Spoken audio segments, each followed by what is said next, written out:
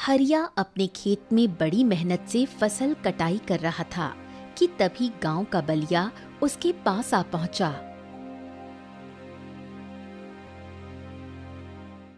ओहो, ये क्या है हरिया भाई? अरे इस बुढ़ापे में अकेले फसल काट रहे हो भाई? हमको बुला लिया होता, हम तुम्हारी सहायता कर देते हैं।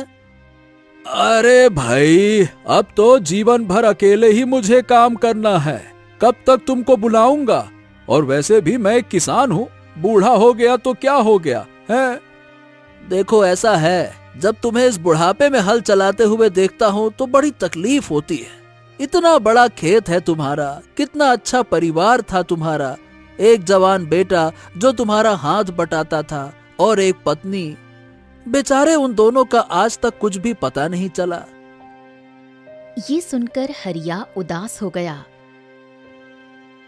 हाँ, अब जो होता है भले के लिए होता है बलिया। मुझे अभी विश्वास है कि मेरी पत्नी और मेरा बेटा एक दिन मुझे जरूर वापस मिलेंगे। मैंने आज तक कभी किसी के साथ बुरा नहीं किया, तो फिर मेरा विश्वास है कि मेरे साथ भी कभी बुरा नहीं होगा। अब ये बात अलग है कि भगवान कभी कभी परीक्षा लेते हैं।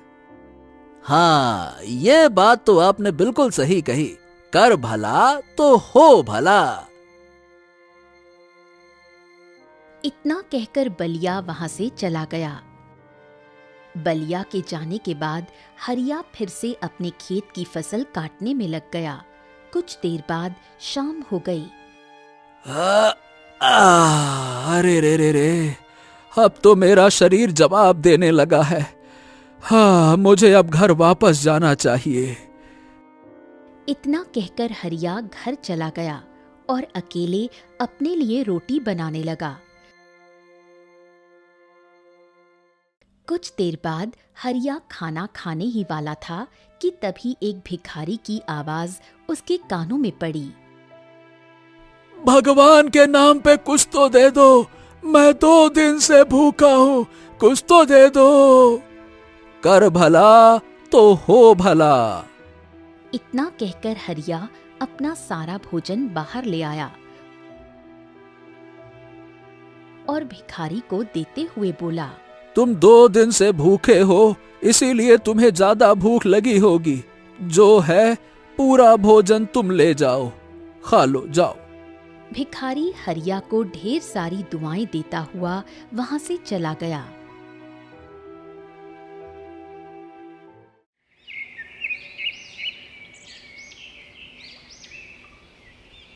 अगले दिन जब हरिया खेत की ओर जा रहा था, तभी रास्ते में गांव का मुखिया मिल गया। अरे ओ हरिया, कभी कभी मुझे तुम्हारी मूर्खता पर बड़ा तरस आता है। ऐसा क्यों बोल रहे हैं मुखिया जी आप? ऐसा ना बोलूं तो क्या बोलूं? अरे भाई, तुम्हारी पत्नी और बेटा कई दिनों से लापता हैं। तुम अपने इस बड़े से खेत में अकेले मेहनत से हल चलाते हो, काम करते हो और मेहनत करने के बाद शाम को अपने हाथों से भोजन बनाते हो। और कल मैंने देखा कि एक भिखारी तुम्हारे दरवाजे पे आया और तुमने सारा पका पकाया भोजन उसको दे दिया और खुद भूखे सो गए। मुखिया जी, कर भला तो हो भला। वो भिखारी बोल रहा था कि वो बेचारा 2 दिन से भूखा है। अब भला तुम ही बताओ, क्या 1-2 रोटी से उसका पेट भरता? अगर किसी भूखे को भोजन कराना है तो उसे पेट भर के ही कराना चाहिए। भूखे पेट को भोजन कराना पुण्य का काम है। हाँ, ये बात तो सही कही, लेकिन भाई इसका मतलब ये भी तो नहीं कि खुद भूखे रह जाओ। हरिया मुखिया की बात का कोई जवाब नहीं देकर वहां से चला गया। फिर से अपने खेत में काम करने लगा। उधर मुखिया अपने घर की ओर जा रहा था। तभी अचानक गांव में एक काला कुत्ता उसे दिखाई दिया। ये काला कुत्ता तो मेरे गांव का नहीं लगता। आखिर ये यहाँ कहाँ से आ गया? कहीं ये कोई जंगली कुत्ता तो नहीं? तभी वो काला कुत्ता मुखिया को घूर कर देखने लगा। ओहो हो, ये तो मुझको ऐसे घूर रहा है जैसे मुझको जानता हो। क्यों रे, काटेगा क्या? मुखिया ने इतना कहा ही था कि अचानक उसका पैर फिसल गया और वो बुरी तरह गिर पड़ा। ये देखकर कुत्ता वहां से भाग गया। अरे रे रे रे रे दैया, रे दैया! अरे रे रे रे रे रे रे रे! इस मनहूस कुत्ते की वजह से ही मैं फिसला हूँ। न जाने कहां से आ गया ये मनहूस कुत्ता। रे रे रे रे रे रे रे रे! से उसी समय मुखिया की पुत्री राधा वहां से गुजर रही थी। अपने पिता को गिरा हुआ देखकर वो भागी हुई वहां आई। पिताजी, क्या हुआ? अरे अब क्या बताऊं बिटिया राधा। एक कुत्ता गांव में मंडरा रहा था जो मुझे देखकर घूरने लगा। अचानक से मेरा पैर फिसला और लगता है कि मेरे पैर में भयंकर मोच आ गई है। जरूर कोई मनहूस कुत्ता होगा। आपको क्या जरूरत थी उसे देखने की? चलो, आपको वैद्य जी के पास ले चलती हूँ। राधा मुखिया को लेकर वैद्य जी के पास गई। वैद्य मुखिया की टांग का निरीक्षण करता है। देखो, तुम्हारे पैर में तो बड़ी भयंकर मोच आई है। मैं कुछ जड़ी बूटियां दे रहा हूँ। 1 महीने तक अपने पैरों में लगाना और तब तक ज्यादा चलना नहीं तो तकलीफ बढ़ जाएगी। ठीक है? कुछ देर बाद राधा मुखिया को लेकर घर चली गई। उधर दूसरी ओर वही काला कुत्ता एक हलवाई की दुकान पर जाकर खड़ा हो गया। हलवाई गरम गरम चाशनी में जलेबियां बना रहा था। कुत्ता ललचाई नजरों से उन जलेबियों को देखने लगा। जैसे ही हलवाई की नजर काले कुत्ते पर पड़ी, वो चौंक पड़ा। अरे, ये कुत्ता तो हमारे गांव का नहीं लगता। ये अचानक कहां से आ गया यहाँ? चल भाग, भाग यहाँ से, भाग! हट! हलवाई ने इतना कहा ही था कि तभी गर्म चाशनी की कढ़ाई पलट गई और चाशनी उसके पैर पर गिर गई। हलवाई चीख पड़ा।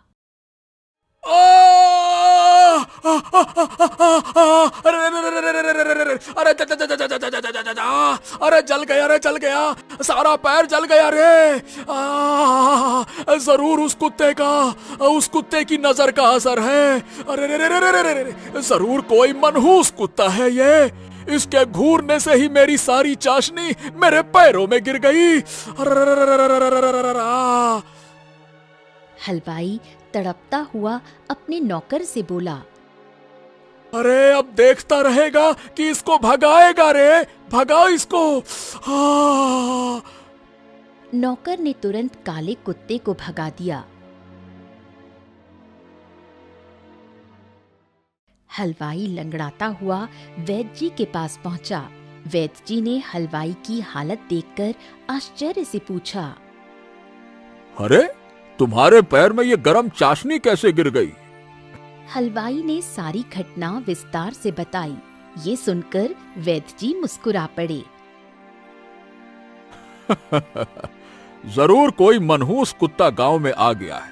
कुछ ही देर पहले मुखिया जी भी आए थे।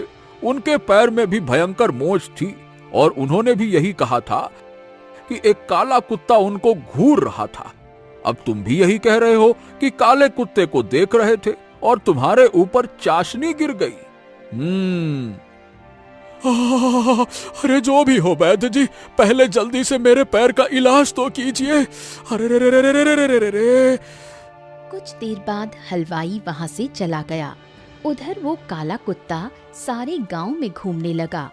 वो जिधर भी जाता किसी न किसी के साथ कुछ न कुछ बुरा हो जाता।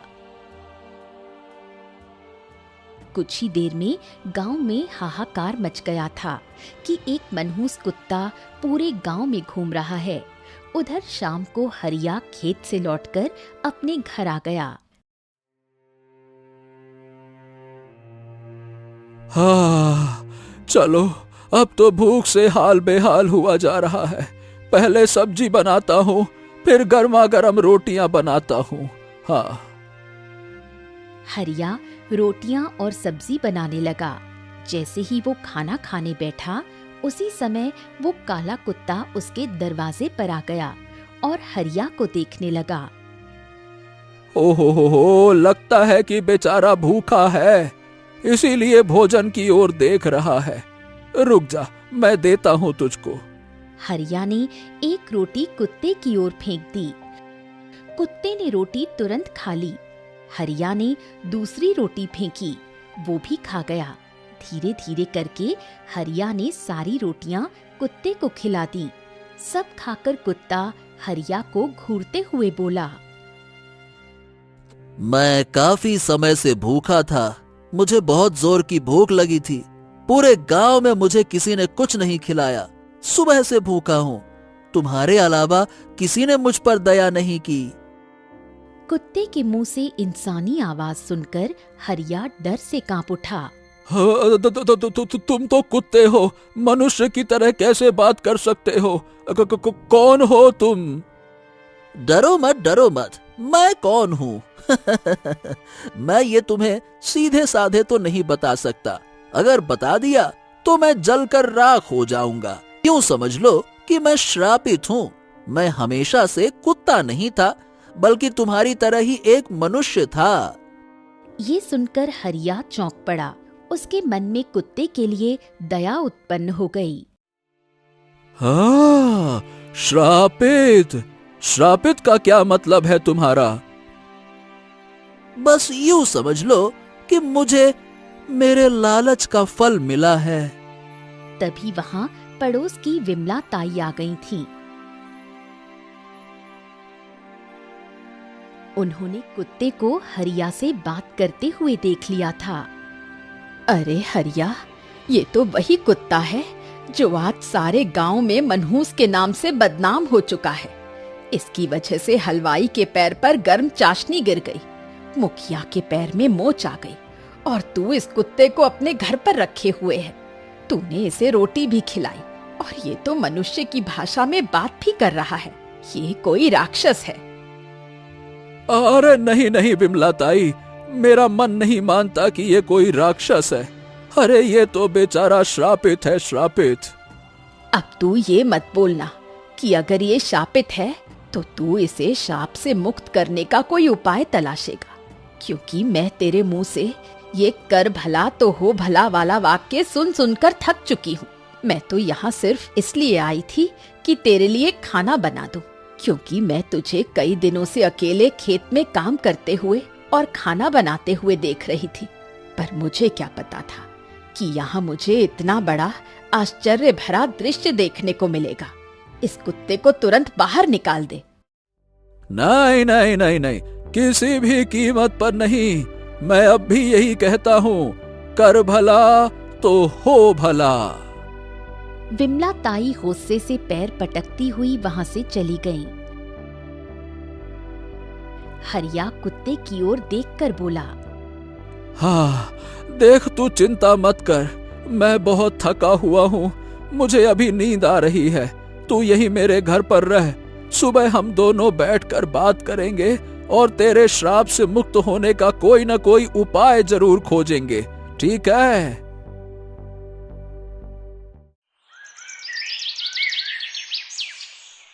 अगले दिन सुबह होते ही पूरे गांव में हंगामा मच गया कि मनहूस कुत्ता, जिसकी वजह से गांव के कई लोगों को नुकसान हुआ था, विमला ताई मुखिया के घर पर बैठी हुई थी। मुखिया लेटा हुआ था, पैर पर पट्टी बंधी थी। विमला ताई, क्या ये सच है जो मैं सुन रहा हूँ? हाँ मुखिया जी, ये बिल्कुल सच है। मैंने स्वयं हरिया को उस कुत्ते से बात करते हुए देखा है। मैं तो डर गई, लेकिन न जाने हरिया कितना मूर्ख है। वो तो उसकी मदद करने की बात कर रहा था। ये सुनकर मुखिया क्रोधित हो गया। अरे, कहीं ये हरिया अपने कर भला तो हो भला के चक्कर में पूरे गांव का नुकसान न करवा बैठे। तभी लंगड़ाता हुआ हलवाई वहां आ पहुंचा। मुखिया जी, हरिया को समझाइए ना, मुझे डर है कि वो उस मनहूस कुत्ते को अपने घर में पाल बैठा है। मैंने तो ये भी सुना है कि वो कुत्ता कल रात को उससे इंसान की आवाज में बात कर रहा था। जरूर वो कुत्ता कोई पिशाच है। हाँ, अरे विमला ताई भी मुझसे यही बता रही थी, और वो स्वयं अपनी आंखों से उस कुत्ते को बोलते हुए देख चुकी है। बताओ भला। हाँ विमला ताई, क्या ये बात सच है? ये बिल्कुल सच है। राधा बेटा, अरे मुझको उठा बेटा, और उस मूर्ख हरिया के घर तो ले चल। चल।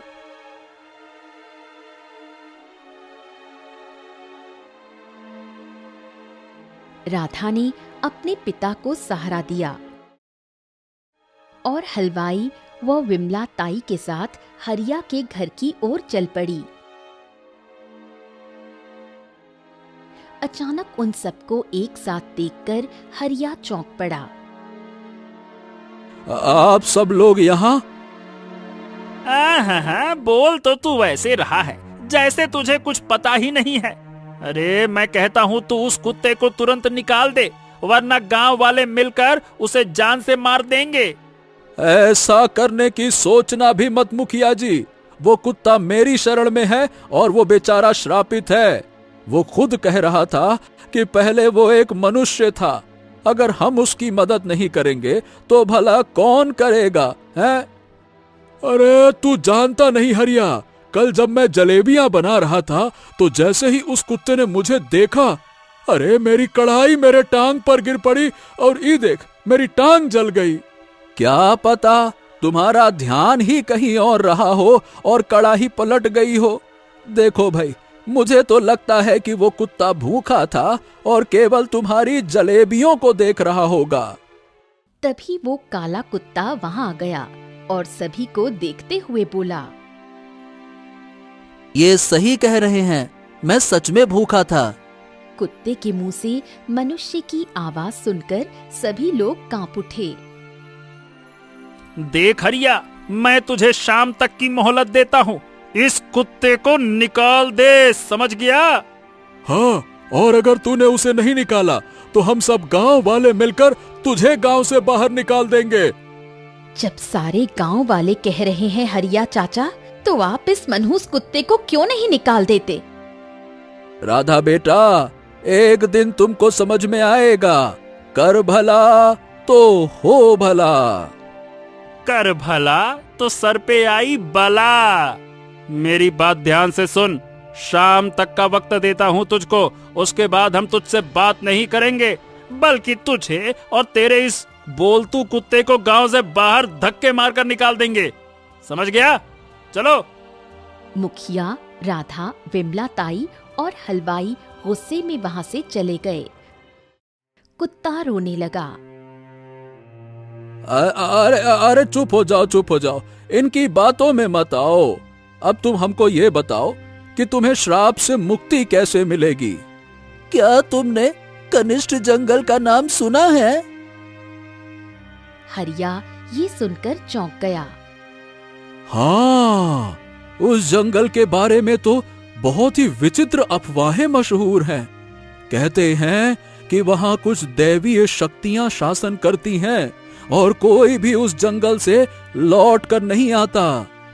मेरी वहां पर एक घायल मैना मित्र फंसी हुई है, एक सोने के वृक्ष के पास, जो कि एक मायावी वृक्ष है। कहते हैं वहां पर किसी समय देवताओं का वास हुआ करता था। वो मित्र घायल है। सबसे पहले तुम्हें मेरे साथ वहां चलना होगा, उसी वृक्ष के पास। तभी मैं तुम्हें ये बता सकता हूँ कि हमारे श्राप का कारण क्या है। हरिया गहरी सोच में डूब गया। कर भला तो हो भला। चलो, मैं तुम्हारे साथ चलता हूँ, चलो। हरिया काले कुत्ते के साथ जंगल की ओर चल पड़ा। कुछ देर बाद वो दोनों जंगल की गहराई में प्रवेश कर चुके थे। काला कुत्ता एक स्थान पर ठहरकर हरिया से बोला, अभी भी समय है, सोच लो, आगे कनिष्ठ जंगल का रास्ता प्रारंभ होने वाला है। कर भला तो हो भला। जब मैंने तुम्हारी सहायता का वचन दिया है तो मैं उसे निभाऊंगा, चाहे मुझे कुछ भी क्यों ना करना पड़े। चलो। कुछ देर बाद हरिया और काला कुत्ता कनिष्ठ जंगल के भीतर पहुंच गए। वहां एक वृक्ष चमकता हुआ मौजूद था। वो पूरा वृक्ष स्वर्ण किरणों से चमक रहा था। ओह, बड़ी ही विचित्र बात है। ये तो पूरा सोने का वृक्ष मालूम पड़ता है। कुत्ता हरिया को लेकर उस वृक्ष के समीप चला गया। वहां एक मैना घायल अवस्था में पड़ी हुई थी। उसकी आंखों से निरंतर आंसू बह रहे थे। हरिया को देखकर उसकी आंखों से आंसू और भी तेज बहने लगे। अरे अरे, ये स्त्री मुझे देखकर और ज्यादा क्यों रोने लगी? अब समय आ गया है तुम्हें सब कुछ बताने का। अरे तो भाई बताओ ना, तुम दोनों श्राप मुक्त कैसे होगे? जिस सोने के वृक्ष को तुम देख रहे हो वो एक मायावी वृक्ष है। तुम उससे स्वयं पूछो। हरिया उस वृक्ष के सामने झुक गया। हे मायावी वृक्ष, कृपया करके बताइए कि इन दोनों को श्राप से मुक्ति कैसे दिलाई जा सकती है? तुम्हें इसके लिए अपने प्राण त्यागने होंगे। तुम यदि ऐसा कर सको तभी ये दोनों अपने असली रूप में लौट पाएंगे। हरिया ये सुनकर स्तब्ध रह गया। कुछ पल मौन रहा, फिर गहरी सांस लेकर बोला, हाँ, अगर मेरा जीवन किसी के काम आ सकता है तो ठीक है, मुझे स्वीकार है। बताओ मुझे क्या करना होगा? तुम्हें इस वृक्ष के एक पत्ते को स्पर्श करना होगा। पत्ते को छूते ही तुम सोने में परिवर्तित हो जाओगे और फिर तुम कभी अपने असली रूप में नहीं लौट पाओगे। तुम इस संसार के लिए यहीं ठहर जाओगे। हरिया ने बिना किसी झिझक के पत्ता छू लिया। उसी क्षण रंग बिरंगी किरणों से घिरकर कुत्ता एक सुंदर युवक में परिवर्तित हो गया और घायल मैना एक स्त्री रूप में उठ खड़ी हुई। हाँ, अरे अरे, तुम तो मेरे पुत्र आदित्य हो। और तुम रुक्मणी हो, मेरी पत्नी। हाँ, इतने समय से मेरा पुत्र मेरे साथ कुत्ते के रूप में था। तभी वहां एक साधु प्रकट हो गया।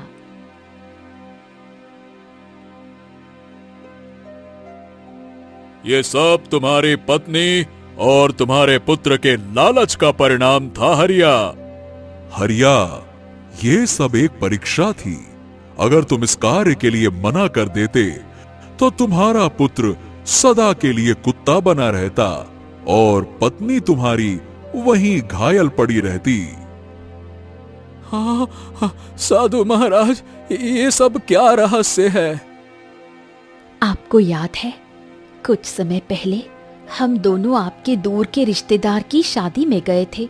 लौटते समय हम दोनों एक वृक्ष के नीचे आराम कर रहे थे। तभी मैंने सुना कि एक साधु महाराज किसी दूसरे साधु से कह रहे थे कि जंगल में एक सोने का वृक्ष है। ये सुनकर मेरे मन में लालच आ गया। मैंने साधु जी से पूछा, मगर उन्होंने मना कर दिया। मैंने ये बात आदित्य को बताई। हम दोनों जंगल में निकल गए। जैसे ही उस वृक्ष को छूने का प्रयास किया, आदित्य कुत्ते में और मैं घायल स्त्री में बदल गई। रुक्मणी चुप हो गई। मैंने अपनी दिव्य दृष्टि से देख लिया है कि इन दोनों ने वृक्ष को लालच से छूने की कोशिश की। मैंने सोने के वृक्ष से क्षमा याचना की। तब वृक्ष बोला कि इनकी मुक्ति तभी संभव है जब कुत्ता बन चुका पुत्र वापस इंसानी दुनिया में जाए और वहां कोई व्यक्ति बिना सत्य जाने उसकी सहायता करे। यदि वो व्यक्ति जानबूझकर उसके लिए अपने प्राण तक देने को तैयार हो, तभी श्राप टूटेगा। यही इसकी परीक्षा थी। और वो व्यक्ति तुम निकले हरिया। पिताजी, जब सारे गांव वालों ने मुझे मनहूस समझा तब मुझे आपकी याद आई। मैं जानता था पिताजी कि आप ही हैं जो मुझे समझेंगे, क्योंकि आपने मुझे हमेशा सिखाया था, कर भला तो हो भला। साधु मुस्कुराया और बोला, अब अपने पुत्र और पुत्री को घर ले जाओ हरिया।